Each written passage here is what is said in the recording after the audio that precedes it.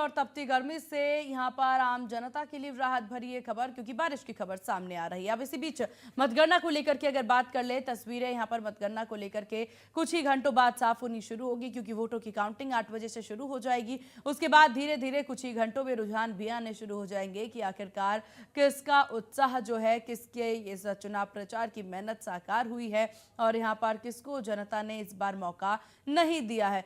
इसी बीच अगर बात यहाँ पर चुनाव आयोग की तैयारियों को लेकर के कर ली जाए तो चुनाव आयोग की तैयारियां चाक चौबंद नजर आ रही है। पूरी व्यवस्था चाक चौबंद यहाँ पर चुनाव आयोग के द्वारा देखी जा सकती है और इसको लेकर के पल पल की तस्वीरें भी सामने आ रही हैं।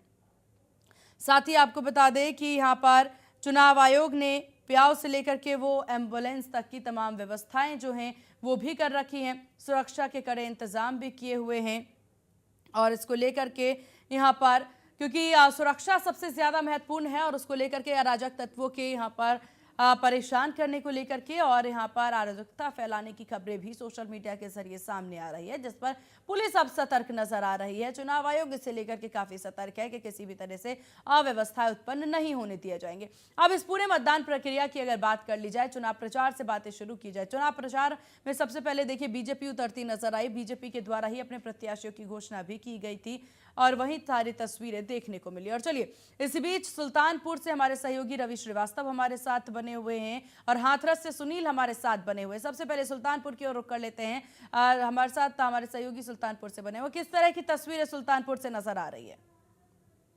देखिए, आपको बता दें कि जिस तरह से यहाँ पे मतगणना जो यहाँ पे केंद्र है, ये शहर के अमहाट स्थित कृषि उत्पादन मंडी स्थल है। यहाँ पर मतगणना अभी थोड़ी देर में स्टार्ट होगी और यहाँ पर बाकायदा सुरक्षा को लेकर के यहाँ पे अर्धसैनिक बल के जो जवान है वो तैनात है, साथ में पीएसी भी यहाँ पे तैनात है, साथ में यहाँ जो सिविल पुलिसकर्मी है वो भी यहाँ पे काफी संख्या में तैनात है। और इसके अलावा आपको बता दें कि यहाँ पे लगभग 8 बजे जो यहाँ पे पोस्टल है, जो पोस्टल से चुनाव हुए थे, सबसे पहले उनकी गणना होगी और 8:30 बजे जो है यहाँ पे बैलेट की जो है उनकी गणना होगी और उसके लगभग 1 घंटे बाद जो है यहाँ पर जिस तरह से जो ईवीएम है उसकी काउंटिंग यहाँ पे शुरू होगी और उसको लेकर के यहाँ बाकायदा जो यहाँ पे बैरियर बनाए गए हैं और जो भी लोग यहाँ पर ड्यूटी पर हैं उनको बाकायदा यहाँ कड़ी निगरानी में यहाँ बाकायदा सीसीटीवी कैमरे भी लगाए गए हैं और बाकायदा यहाँ पे जो भी अधिकारी है वो सुबह से ही यहाँ पे बाकायदा चुस्त एवं मुस्तैद है। और साथ ही यहाँ पर जो मतगणना स्थल है वहां पर बाकायदा यहाँ पे जो फायर ब्रिगेड है वो भी तैनात है, साथ में यहाँ पानी की व्यवस्था भी की गई है, दवाओं की भी व्यवस्था की गई है और बाकायदा एकदम चाक चौबंद व्यवस्था है कि किसी भी प्रकार से किसी भी व्यक्ति को कोई दिक्कत ना होने पाए। तो कुल मिलाकर पूरी तैयारी यहाँ देखने को मिलेगी सुल्तानपुर में। हाथरस से हमारे सहयोगी सुनील हमारे साथ बने हुए हैं। सुनील, हाथरस से किस तरह की तस्वीरें सामने आ रही है, क्योंकि धीरे धीरे 8 बजने वाले हैं और इसको लेकर के तस्वीरें साफ होना बहुत ज्यादा जरूरी है कि सुरक्षा से लेकर के तमाम व्यवस्थाएं किस प्रकार की नजर आ रही है केंद्रों पर? जी, आपको बता दूं यहाँ एमजी पॉलिटेक्निक कॉलेज पर यहाँ काउंटिंग शुरू होने जा रही है। अभी 8 बजे से मतगणना शुरू हो जाएगी, जिसके लिए प्रशासन ने तकरीबन 1000 कर्मचारी यहाँ अपनी ड्यूटी में लगाए हुए हैं। और जहाँ तक पुलिस सुरक्षा व्यवस्था की बात करें तो वहां पर भी एक बड़ी सुरक्षा व्यवस्था यहाँ देखने को मिल रही है। जिसमें सीआईएसएफ के भी जवान है, पुलिस के जवान है, तकरीबन 25 इंस्पेक्टर और एएसपी सीओ 10 सीओ को यहाँ लगाए हुए हैं। एसडीएम से सभी वो भी सुरक्षा व्यवस्था में यहाँ लगे हुए हैं। और जहाँ तक अन्य व्यवस्थाओं की बात की जाए तो यहाँ पर रिजर्व ड्यूटी के लिए भी कर्मचारी रखे हुए हैं। स्वास्थ्य से लेकर स्वास्थ्य का कैंप भी यहाँ पर मौजूद है और पानी की व्यवस्था भी है। सारी चीजें की यहाँ एक चाक चौबंद व्यवस्था की गई है। और सबसे बड़ी चीज जी डाल करके बैठे हुए हैं, क्योंकि ईवीएम को लेकर के समाजवादी पार्टी के कई बार सवाल उठाए और उनकी सुरक्षा को लेकर के सवाल उठाए हुए हैं। तो जो यहाँ के के प्रत्याशी समाजवादी पार्टी से जसवीर बाल्मी वो यहाँ सुबह से ही डेरा डाल करके बैठे हुए हैं और उनके गेट के सामने पूरा ताकि किसी प्रकार की उनको। चलिए ठीक है, आप दोनों का बहुत शुक्रिया तमाम जानकारी इस वक्त साझा करने के लिए। लेकिन नजर बना के रखिएगा क्योंकि दिन भर आज अपडेट आपसे हम लेते रहेंगे। इसी बीच बुलंदशहर से आपको तस्वीरें और रिपोर्ट दिखाएंगे जहां हमारे सहयोगी ने स्ट्रांग रूम का जायजा लिया है। तैयारियां किस प्रकार का है इसका भी जायजा लेते हुए नजर आए, देखिए रिपोर्ट। 2024 की मतगणना का आज आगाज हो गया है। मेरे पीछे आप देख सकते हैं, देखिए किस तरीके से बाकायदा यहाँ सुरक्षा व्यवस्था की गई है। हर आदमी को चेक किया जा रहा है कि किसी पर कोई मोबाइल जो है वो अंदर ना जा पाए। सबसे बड़ी बात यह है कि आज मतगणना बुलंदशहर में हो रही है नवीन मंडली स्थल पर। और अगर बुलंदशहर मतगणना स्थल की बात करें तो यहाँ पर जो है हर विधानसभा पर 14-14 टेबल लगाई गई हैं और 650 से अधिक जो मतगणना कर्मी हैं वो मतगणना के लिए लगाए गए हैं। साथ ही बुलंदशहर अगर लोकसभा सीट की हम बात करें तो यहाँ पर बुलंदशहर लोकसभा सीट में 5 विधानसभा आती हैं और 5 विधानसभा सीटों पर यहाँ पर जो है 14 टेबल लगी गई हैं। साथ ही बुलंदशहर की 2 विधानसभा जो हैं वो गौतम बुद्ध नगर लोकसभा सीट है उसमें आती हैं, सिकंदराबाद और खुर्जा, उनकी भी जो मतगणना है आज बुलंदशहर नवीन मंडी स्थल पर ही होगी। मेरे पीछे आप बाकायदा देख सकते हैं, देखिए किस तरीके से यहाँ तैयारी कर ली गई है और जो मतगणना कर्मी हैं वो बाकायदा अंदर जा रहे हैं। पुलिस कर्मी जो है वो चेकिंग पर लगे हुए हैं, किसी का मोबाइल अंदर नहीं जाए। साथ ही सुरक्षा व्यवस्था की अगर बात करें तो ड्रोन कैमरे से, सीसीटीवी कैमरे और से नज़र रखी जा रही है। बुलंदशहर से पुनीत शर्मा, इंडिया न्यूज़। तो ये तस्वीरें आप देख पा रहे हैं, पल पल के रिपोर्ट हम आपको दिखा रहे हैं कि किस प्रकार की तैयारी है, क्या कुछ व्यवस्थाएं यहाँ पर चुनाव आयोग के द्वारा की जा रही है। तो आज सभी के इंतजार की जो घड़ी है वो खत्म हो जाएगी और सभी जो के यहाँ पर अपनी मनोकामनाएं लिए बैठे हैं उसकी भी तस्वीरें साफ हो जाएंगी कि किसकी मनोकामना को जनता ने पूर्ण किया है और किसकी मनोकामना इस बार जो है वो स्थिर रहने वाली है। हालांकि देखा जाए, क्योंकि चुनाव प्रचार के दौर की बात कर ली जाए, अयोध्या से फ्री होते ही प्रधानमंत्री नरेंद्र मोदी जो हैं चुनावी मैदान में उतरते नजर आए। बीजेपी के लिए जो सीट 2019 में सफल साबित नहीं हो पाई थी, उन सीटों से चुनाव प्रचार की शुरुआत प्रधानमंत्री करते हैं। उसके बाद धीरे धीरे हर फेज में हर सीट पर जाकर के यहाँ पर मतदाताओं को साधने का जो काम है वो भाजपा के द्वारा किया गया। एक स्टार प्रचारक की सूची सामने आती है और तमाम दिग्गज जमीनी स्तर पर उतर करके चुनाव प्रचार में जुटते नजर आते। हर राज्य की ऐसी ही तस्वीरें सामने आई हैं और उत्तर प्रदेश देखिए, क्योंकि सबसे अहम राज्य माना जाता है, सबसे ज्यादा सीटें उत्तर प्रदेश से हैं, वोटरों की संख्या काफी ज्यादा है यहाँ पर, तो इस मायने में उत्तर प्रदेश ही जो है उस पर सबसे ज्यादा निगाहें यहाँ पर हर पार्टी की टिकती नजर आए। बाकी दलों की भी बात कर ले तो यहाँ पर इंडिया गठबंधन के द्वारा भी कई बार कोशिश की गई कि गठबंधन के साथ यानी अखिलेश यादव और राहुल गांधी जो हैं साथ मिलकर के चुनाव प्रचार करते यहाँ पर नजर भी आए थे। यहाँ पर सीटों को लेकर के काफी गहमा गहमी यहाँ पर विपक्षी दलों की देखने को मिली। इंडिया गठबंधन सीटों को लेकर के कभी कभी यहाँ पर कंफ्यूज होती नजर आई। लेकिन इस पूरे चुनाव स्थिति में अगर सपा की बात कर ली जाए, सपा की जिस तरह की तस्वीर सामने आई थी, सपा उम्मीदवार उतारती फिर बदल देती, फिर उम्मीदवार की घोषणा करती फिर बदल देती और इस तरह की तस्वीरें काफी ज्यादा देखने को मिली। इस सब के बाद कई बार यहाँ पर बगावती सुर भी नजर आए, तो दल बदल की राजनीति भी नजर आई। तो इस पूरे 46 दिन की जो प्रक्रिया रही, इस प्रक्रिया में कई तरह की तस्वीरें, कई रंग इस देश ने देख लिए हैं और इस सब के बाद अब बारी आती है दावे और वादों की। दावे और वादों की जो स्थितियां नजर आई उत्तर प्रदेश में या फिर देश भर में अगर बात कर ली जाए तो प्रधानमंत्री नरेंद्र मोदी हर जगह पहुंचते हैं, घोषणा पत्र का जिक्र ये करते नजर आते हैं और वो वादे जो यहाँ पर पूरे कर लिए गए हैं या फिर यूं कह लीजिए कि 2019 और 2014 में जो बातें बीजेपी के द्वारा कही गई थी, जो ठोस मुद्दे लेकर के भाजपा मैदान में उतरी थी, उन ठोस मुद्दों को पूरा करने की बात और पूरा करके दिखाने का काम भी यहां पर किया गया। अब इधर इंडिया गठबंधन के द्वारा यानी विपक्षी दलों के द्वारा अब एक मुद्दा जो सबसे ज्यादा इस पूरे चुनावी प्रक्रिया में उछाला गया वो मुद्दा रहा यहां पर संविधान बदलने का मुद्दा।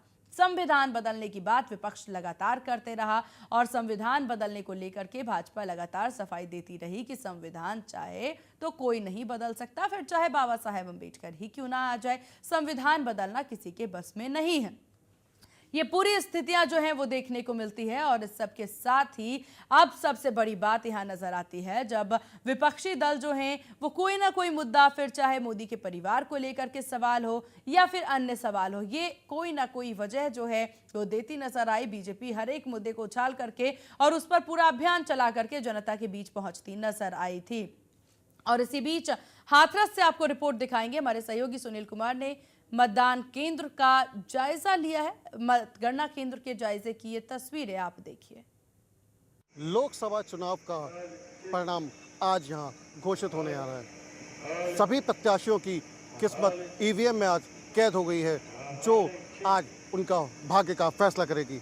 हाथरस लोकसभा के 10 प्रत्याशियों की फैसला आज यहाँ शाम तक हो जाएगा।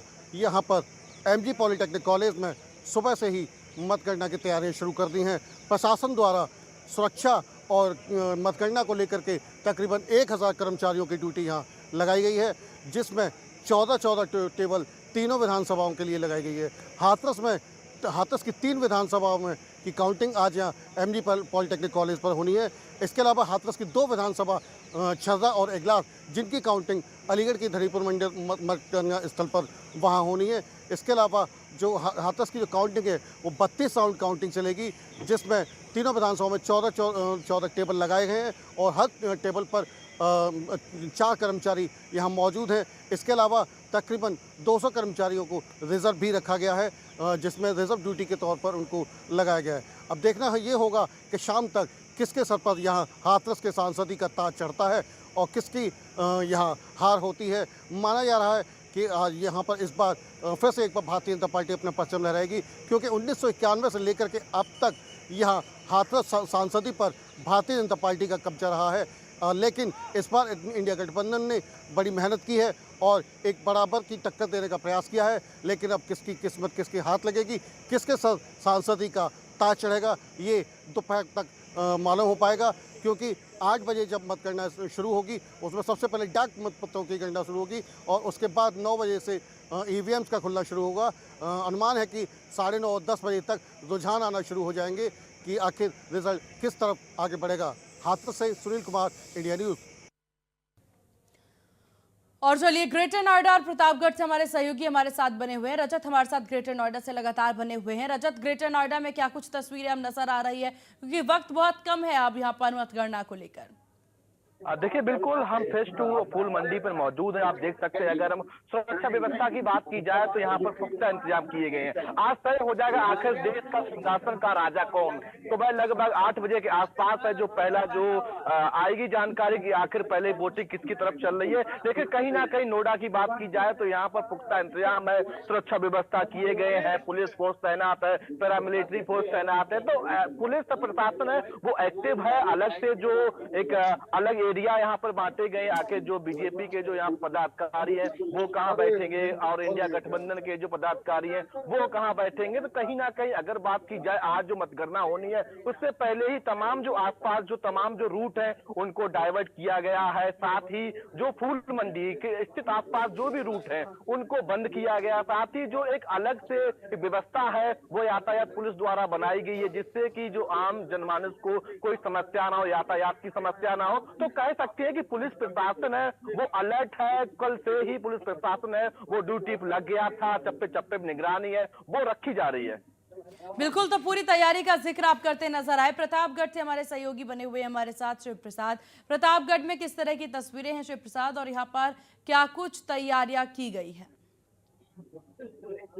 देखिए प्रतापगढ़ में 8 बजे से अभी जब काउंटिंग शुरू होगी उसके पहले 6 बजे से एजेंट प्रवेश करना शुरू कर दिए हैं। जहां ये मतगणना हुई, देखिए ठीक हमारे पीछे नवीन मंडी स्थल जहां से मतगणना होगी, प्रशासन ने पूरी तैयारी कर रखी है। मोबाइल अंदर प्रवेश नहीं करने दिया जा रहा है। साथ ही पुलिस बल तैनात किए गए गेट पर, जहां तलाशी के बाद ही अंदर जाने दिया जा रहा है। 3 प्रेक्षक नियुक्त किए गए हैं जो चुनाव को मतगणना को शांति सकुशल और निष्पक्ष पूर्ण तरीके से संपन्न कराने के लिए उनके नंबर भी जारी कर दिए गए हैं। रूट को डाइवर्ट किया गया है।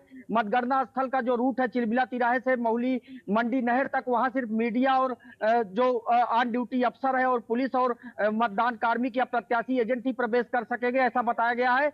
इसके पहले शहर में निर्देश दे दिया गया है डीएम की तरफ से कि विजयी प्रत्याशी किसी भी तरह का विजय जुलूस नहीं निकालेंगे और पूरे शहर में भारी पुलिस बल तैनात किया गया ताकि कोई ऐसी घटना ना हो सके जीत हार के बाद जिस तरह की घटनाएं सामने आती हैं। जी चलिए, तो कुल मिलाकर के पूरी तैयारी यहाँ नजर आ रही है जिसका आप जिक्र करते नजर आ रहे हैं। आप दोनों का बहुत शुक्रिया। तमाम जानकारी तस्वीरें साझा करने के लिए आपके पास आएंगी और दिन भर की अपडेट आपसे लेते नजर आएंगे। तो ये पूरी तैयारी देखिए, आपने ग्रेटर नोएडा और प्रतापगढ़ से ये तस्वीरें हमारे सहयोगी ने बताई कि किस प्रकार से तैयारी जो है यहाँ पर की जा रही है और क्या कुछ यहाँ पर व्यवस्थाएं जो हैं वो देखने को मिल रही हैं। इसी बीच देखिए, क्योंकि 8,360 उम्मीदवार जो हैं इस बार चुनावी मैदान में थे, जिनकी किस्मत का फैसला आज जनता करती नजर आएगी। उत्तर प्रदेश में 81 सेंटर्स जो हैं उस पर काउंटिंग होनी है, तो सभी तैयारी, लोकसभा चुनाव के नतीजों का काउंटडाउन भी अब कुछ ही घंटों बाद शुरू हो जाएगा और नतीजे किस प्रकार से सामने आते हैं इसका रुझान भी कुछ देर में देखने को मिल जाएगा। जहां सबकी निगाहें आज इसी बात पर टिकी हुई है कि आखिरकार जो यहाँ एग्जिट पोल में आंकड़े सामने आए हैं, क्या वो आंकड़े सही साबित हो पाएंगे कि नहीं। क्योंकि एग्जिट पोल के आंकड़ों के अकॉर्डिंग देखे जाए तो पोल्स ऑफ पोल में बताया गया है कि यहाँ पर जितने वोटों की गिनती और जितने वोटों की उम्मीद बीजेपी करती नजर आ रही है वो शायद सफल भी हो जाए। 145 सीटें जो हैं वो इंडिया गठबंधन की और 32 जो हैं अन्य के खाते में जाने की बात पोल्स ऑफ पोल में सामने आई है। लेकिन इन सब के बाद जिस चीज़ पर सबकी निगाहें आज टिकी रहने वाली हैं वो यही कि जो कयास यहाँ पर लगाए जाते हैं वो कितना सच साबित होता है। और अगर मान लीजिए कि यहाँ पर एक सवाल जो सभी के मन में है कि पंडित जवाहरलाल नेहरू का रिकॉर्ड जो है तीसरी बार प्रधानमंत्री बनने का रिकॉर्ड, क्या प्रधानमंत्री नरेंद्र मोदी तोड़ पाएंगे। क्या जो नारा जो वादा किया गया है 400 पार का वो सही साबित हो पाएगा, या फिर इन सब से परे जो कयासों से परे हैं इंडिया गठबंधन इस बार बाजी मारती नजर आएगी। क्योंकि कुछ भी नहीं कहा जा सकता, ये फैसला जनता का है, ये मतदान जनता ने किया है, मतदाताओं के हाथ में ये पूरी किस्मत, पूरे भाग्य का किस्मत उम्मीदवारों को लेकर के उनके हाथों में है। तस्वीरें साफ होनी शुरू हो जाएंगी कुछ ही देर बाद से, और जिस पर सबकी निगाहें भी टिकी रहेंगी। और साथ ही साथ क्योंकि आज का दिन महत्वपूर्ण है, आज के दिन के लिए पूरी तैयारी भी की गई है। उधर दूसरी तरफ बारिश होने से मौसम काफ़ी ज़्यादा सुहावना नज़र आ रहा है। जहां ये कयास लगाए जा रहे थे कि आज तपती और भीषण गर्मी हो सकती है, तो दूसरी तरफ यहाँ देखिए बारिश का दौर भी देखने को मिला। यानी जिसकी उम्मीद हालांकि नहीं थी वो यहाँ पर देखने को मिल रहा है। तो आज का ये दिन ही इतना महत्वपूर्ण है कि किसकी उम्मीदें टूटती है, किसकी उम्मीद बरकरार रहती है, इस सब का फैसला आज होना है। बारिश होने से हालांकि लोगों को राहत ज़रूर मिल रही है, लेकिन अब राजनीतिक दलों को राहत मिलती है कि राहत नहीं मिलती है, इसकी भी तस्वीरें देखने को मिलेगी। तो ये पल पल की अपडेट हम आपसे साझा कर रहे हैं लगातार, जहां पर आपको बता दें कि मतदान केंद्रों पर पूरी तैयारी नजर आ रही है। मतदान केंद्रों पर एम्बुलेंस से लेकर के तमाम व्यवस्थाएं जो हैं वो कर ली गई हैं, और इन व्यवस्थाओं को लेकर के किस तरह से अपडेट है वो भी हम आपसे साझा कर रहे हैं। एम्बुलेंस की व्यवस्था हो या फिर यहाँ पर तपती और भीषण गर्मी से बचाव के लिए पेयजल की व्यवस्था हो, वो तमाम व्यवस्थाएं यहाँ पर आयोग के द्वारा जो है वो की जा चुकी है। साथ ही आप ये तस्वीरें भी देख पा रहे हैं।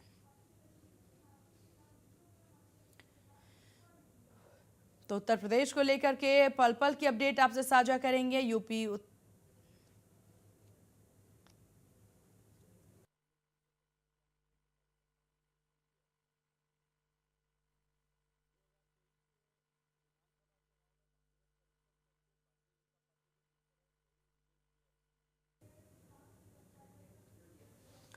तो सुरक्षा व्यवस्था के कड़े इंतजाम किए गए हैं। कई जगहों पर यहाँ पर धारा 144 भी लागू की गई है, जिससे कि तस्वीरें भी साफ होती नजर आएगी। साथ ही आपको बता दें कि किसी भी प्रकार से कोई अराजक तत्व जो है वो सफल ना हो पाए, इसके लिए भी पूरी व्यवस्थाएं की गई हैं कि किसी भी प्रकार से किसी को कोई दिक्कत ना हो, उसे लेकर के तमाम तैयारी।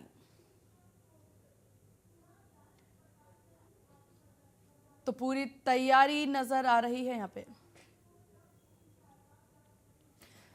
तो वहीं आपको बता दें कि इस बार देखिए क्योंकि प्रत्याशियों की किस्मत ईवीएम में कैद हो चुकी है, और आज वही ईवीएम खुलने वाला है। उत्तर प्रदेश में जिन जिन सीटों पर सबकी निगाहें रहने वाली है वो अमेठी है, जहां से स्मृति ईरानी चुनावी मैदान में है। रायबरेली सीट जहां से राहुल गांधी अपने किस्मत आजमाते नजर आ रहे हैं, और सबसे अहम सीट वाराणसी सीट को हम कैसे भूल सकते हैं। वाराणसी सीट काफी महत्वपूर्ण सीट, जहां से खुद प्रधानमंत्री नरेंद्र मोदी चुनावी मैदान में है। कांग्रेस से अजय राय जो है वो इस बार चुनावी मैदान में है। तो अब देखने वाली बात होगी जो ये महत्वपूर्ण सीट है उसको लेकर के किस किस तरह की तस्वीरें जो हैं वो देखने को मिलती हैं। साथ ही साथ रायबरेली सीट को लेकर के बात कर ली जाए तो रायबरेली सीट पर सबकी निगाहें टिकी रहेंगी, क्योंकि खासतौर पर राहुल गांधी पर सबकी निगाहें टिकी रहेगी कि वायनाड और रायबरेली में कौन सी सीट यहाँ पर राहुल गांधी की किस्मत में आते हैं, और अगर ये दोनों ही सीट उनके खाते में हैं तो आखिरकार कौन सी सीट को और किस को राहुल गांधी चुनते नजर आएंगे, इस पर सबकी निगाहें टिकी रहेंगी। वाराणसी सीट की बात कर ली जाए तो वाराणसी में जो जोरदार प्रचार प्रधानमंत्री नरेंद्र मोदी का देखने को मिला। लखनऊ सीट पर रक्षा मंत्री राजनाथ सिंह चुनावी मैदान में, उनकी भी तैयारी देखने को मिली। मैनपुरी सीट की बात कर ली जाए तो मैनपुरी सीट काफ़ी ज़्यादा महत्वपूर्ण सीट है यहाँ पर। साथ ही साथ कन्नौज सीट जिस पर फैसला तय होगा क्योंकि कन्नौज सीट से खुद अखिलेश यादव जो हैं वो चुनावी मैदान में नजर आएंगे। तो पूरी देखने वाली बात होगी। मैनपुरी सीट से डिंपल यादव चुनावी मैदान में हैं, तो लखनऊ, वाराणसी, मैनपुरी, कन्नौज, रायबरेली, अमेठी, उत्तर प्रदेश की वो महत्वपूर्ण सीट जिस पर सबकी निगाहें टिकी रहेंगी कि क्या फैसला जनता इस सीटों को लेकर के सुनाती नजर आती है। तो इन सीटों पर पूरी तैयारी नजर आएगी। इसी बीच आप तस्वीरें भी देख पा रहे हैं। हालांकि जश्न किसके यहाँ मनेगा और किसके यहाँ पर मायूसी रहेगी, इसका फैसला भी शाम तक हो जाएगा। और इसी बीच बड़ी खबर आपको बता दें तो इस वक्त की बड़ी खबर सामने आ रही है। तो एग्जिट पोल से बेहतर नतीजे आएंगे। तो बड़ी खबर है, एग्जिट पोल से बेहतर आएंगे नतीजे। चुनाव रिजल्ट पर बोले ओपी राजभर की एग्जिट पोल से बेहतर नतीजे आएंगे। तो एग्जिट पोल से बेहतर नतीजों की उम्मीद ओपी राजभर करते नजर आ रहे हैं। चुनाव रिजल्ट पर ओपी राजभर का बयान।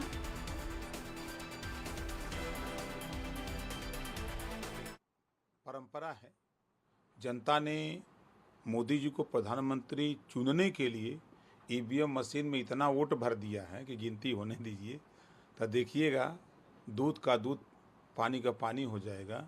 जो एग्जिट पोल आया है उससे भी बेहतर प्रदर्शन एनडीए गठबंधन।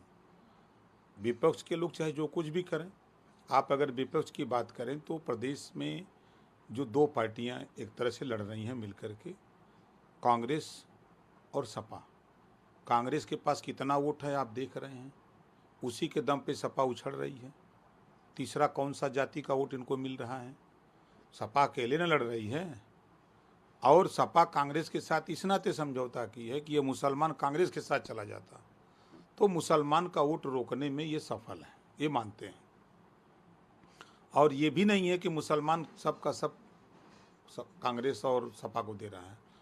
20 से 25% मुसलमान बीजेपी को दे रहा है, चाहे वो 3 तलाक पे दे रहा हो, चाहे केंद्र और प्रदेश सरकार की योजनाओं का लाभ लेके दे रहा हो, चाहे वो लंबे समय तक कांग्रेस सपा के शासन से जो उनका नुकसान हुआ है, 38% नौकरियों में थे, आज 1% नहीं रह गए हैं।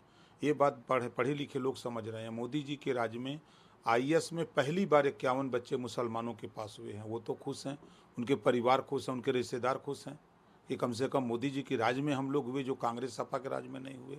तो ये सारी चीज़ें यहाँ एनडीए गठबंधन के साथ वोटों का अंबार है। तो और चलिए यहाँ रुकते हैं बहुत छोटे से ब्रेक के लिए। ब्रेक के बाद भी यूं ही सिलसिला खबरों को लेकर के जारी रहेगा और पल पल की अपडेट आपको हम दिखाते रहेंगे।